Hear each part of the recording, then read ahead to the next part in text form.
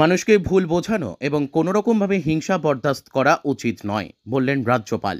আমি এখানে আছি, কোনোভাবে মানুষকে ভুল বোঝানো ও ভুল বুঝিয়ে ঝামেলা তৈরি করা বরদাস্ত করা হবে না।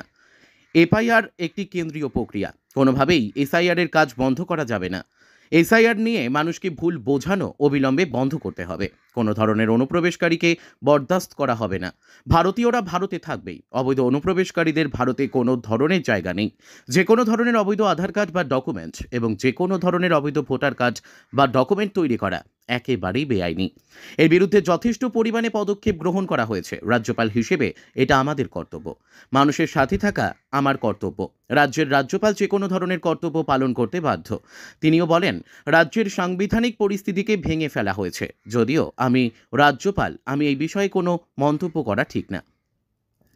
আমি এখানে গাড়ি থামিয়ে একজনের সাথে কথা বললাম, তাদের দুঃখ দুর্দশার কথা শুনলাম। তারা বললেন তারা এসআইআর এর বিরোধিতা করছেন না, শুধুমাত্র লোকাল ইস্যুগুলোকে নিয়ে আমাকে অভিযোগ জানিয়েছেন। বিষয়টি আমি অবিলম্বে খতিয়ে দেখব।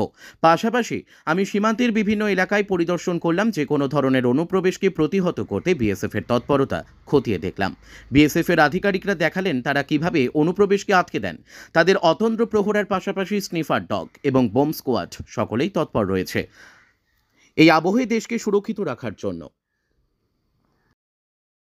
Authorities, the contents of which I do not want to discuss now.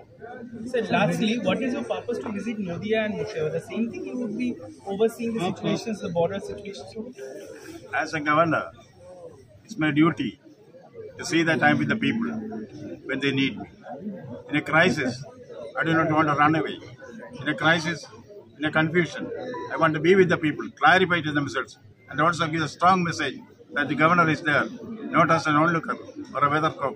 The governor is there to take action.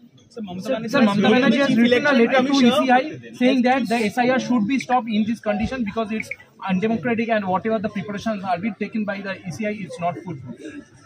That is something which is between the Chief Minister of the State and the Election Commission of India. The Election Commission of India is strong enough and they have balanced approach to things. I am sure that such things will be listened to and sorted out in a way that the Constitution warrants.